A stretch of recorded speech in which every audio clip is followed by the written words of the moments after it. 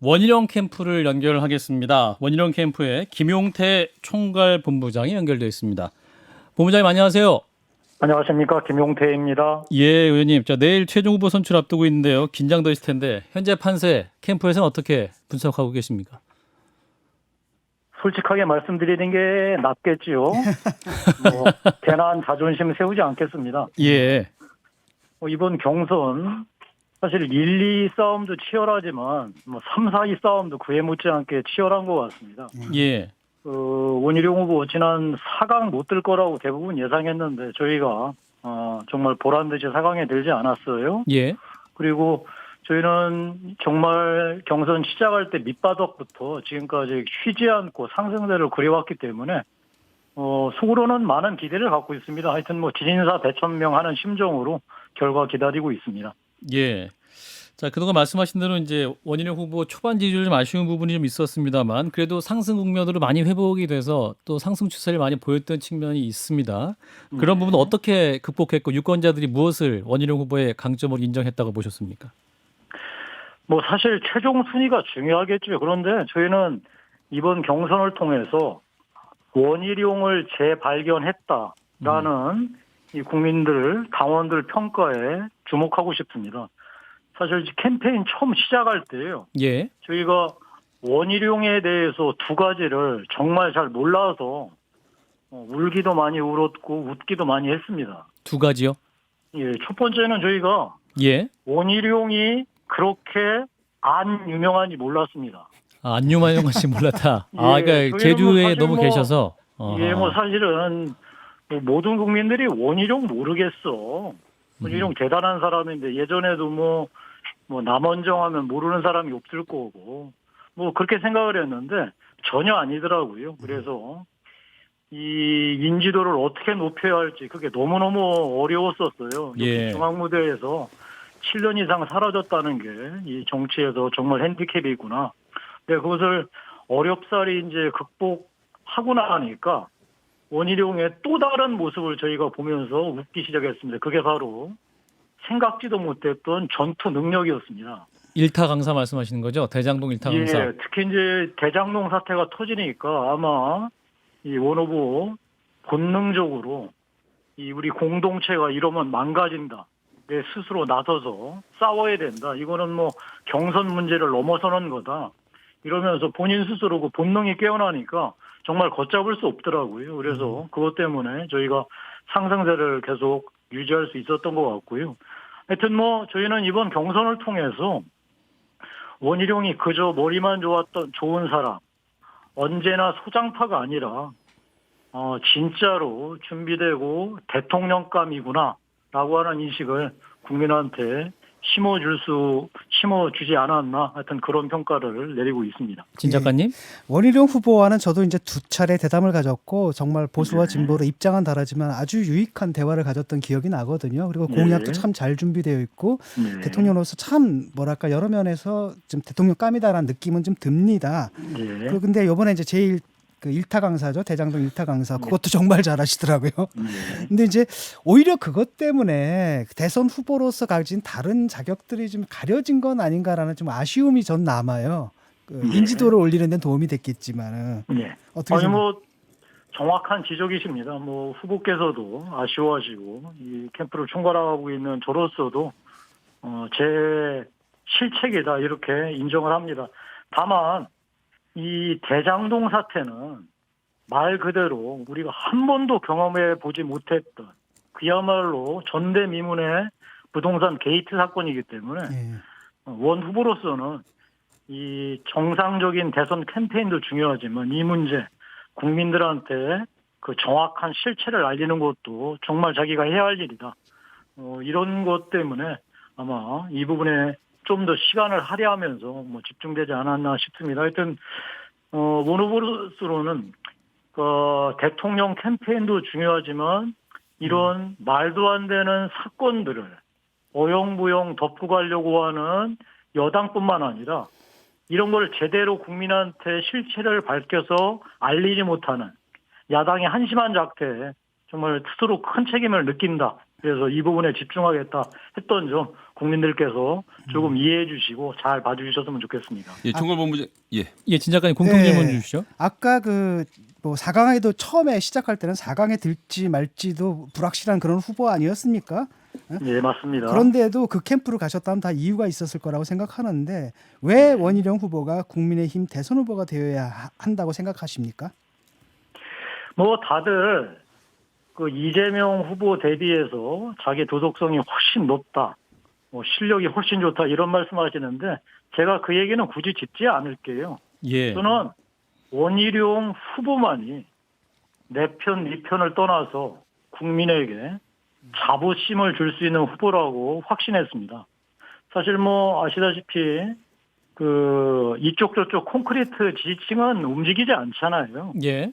중요한 건 역시 중도층 지지층들이 누굴 선택하느냐인데 저도 선거를 여러 번 겪어봤지만 중도층 국민들이 자신의 소중한 표를 행사할 때 가장 중요한 기준이 뭐냐면 스스로 자기에게 자부심을 가질 수 있는 후보가 누구냐 이걸 굉장히 중요하게 여기시더라고요. 자부심. 네. 예.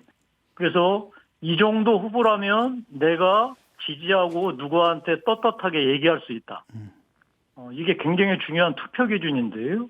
저는 이번 대선에 승패를 가를 중도층 국민들께서 원희룡 정도면 내 표를 행사해서 누구한테 떳떳하게 얘기할 수 있는 사람이다라고 충분히 말씀하실 수 있을 거기 때문에 저는 그 점 원희룡 후보 높게 평가했고 제 스스로 선택하게 됐습니다.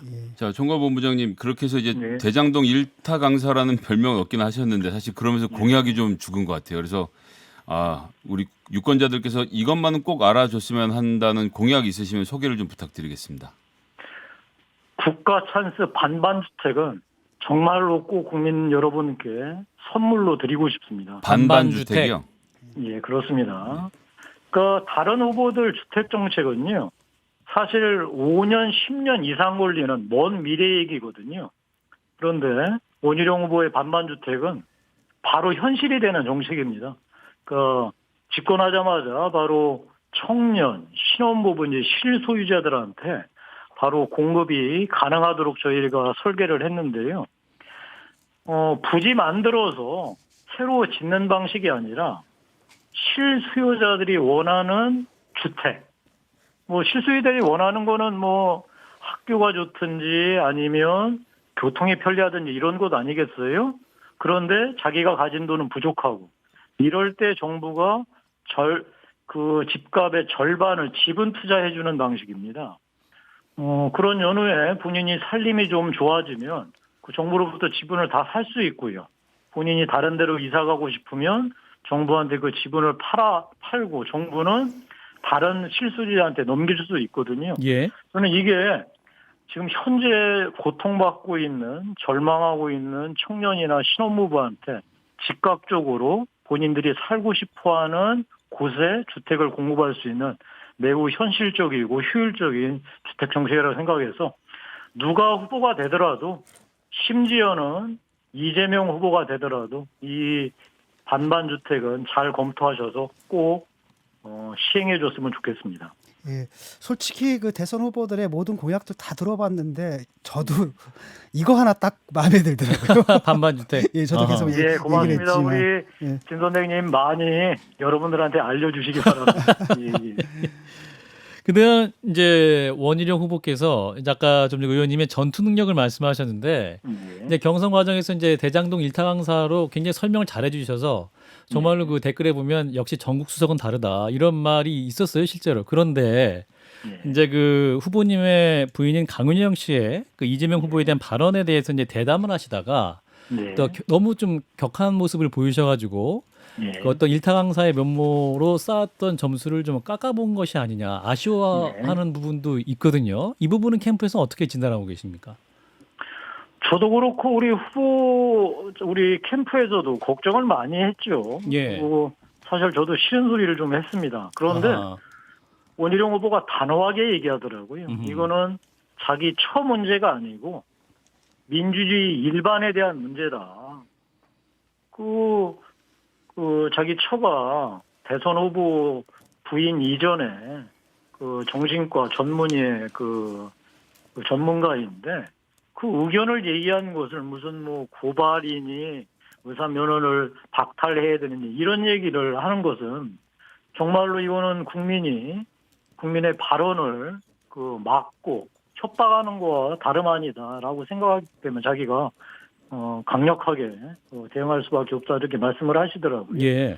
뭐 하여튼 그 점에 대해서 많은 시청자들이나 국민들께서 원희룡 후보의 그 뜻을 좀 이해해 주셨으면 좋겠습니다. 오늘 그 후보님 마지막 일정도 대장동 게이트 특검 추진 천막 투쟁본부 방문을 하셨죠? 예, 그렇습니다. 예, 그럼 이제 경선 이후에도 결과 상관없이 이제 이재명 저격수 대장동 일타 강사 역할을 계속 하시는 겁니까? 일타 강사가 아니라 정말로 이제 실체를 낱낱이 밝히는 역할을 해야 되겠죠. 다만 예. 지금 당에서도 이 부분을 파고 들어갈 이제 TF가 꾸려졌고요. 예. 그다음에 누가 후보가 되더라도 각 후보 캠프에는 이 문제를 가장 중요하게 다루지 않겠습니까? 예. 그래서 원 후보 입장에서는 뭐 이때까지 축적해왔던 여러 가지 자료나 증거 자료들 필요한 곳에 아낌없이 전달해 드릴 계획을 갖고 있습니다. 예, 국민의힘에서 대선 출마한 안철수 대표에게 계속 러브콜을 보내고 있는데 원희룡 후보께서도 단일화 안 하면 4년 전 선거 재판이 된다고 말씀하셨어요. 예. 뭐 정말 이번 대선 때 힘들다고 보시는 겁니까? 예, 40초 드리겠습니다. 단일화 안 되면 안 됩니다. 반드시 해야죠. 아하. 안철수 후보와 교훈을 얻지 못하면 정말 바보입니다.